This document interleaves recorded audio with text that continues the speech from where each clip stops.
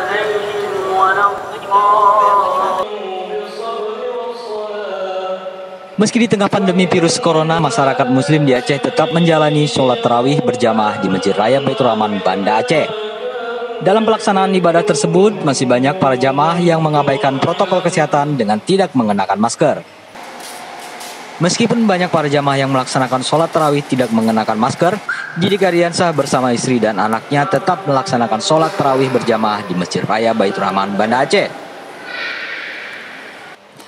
Setiap setelah berbuka puasa, ia dan keluarga bersiap menuju ke masjid untuk melaksanakan sholat tarawih.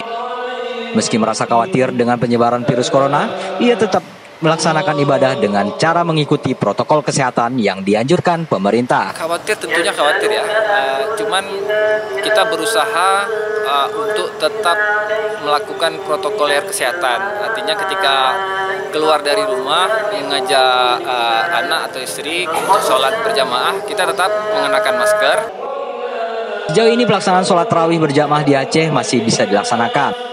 Majelis Permusyawaratan Ulama MPU Aceh, MPU tidak bisa melarang masyarakat untuk melaksanakan sholat tarawih berjamaah di masjid karena kebijakan tersebut ada di tangan pemerintah daerah.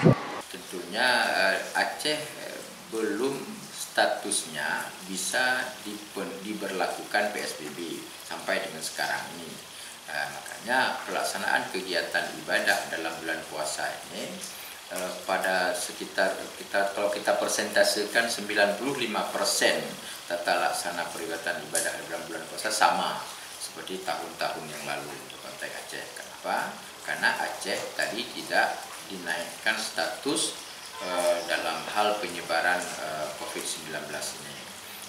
Sementara itu, berdasarkan laporan Tim Gugus Tugas Percepatan Penanganan COVID-19 di 23 kabupaten kota di Aceh, orang dalam pemantauan bertambah menjadi 22 orang sehingga jumlah kumulatif ODP Aceh menjadi sebanyak 1.861 kasus.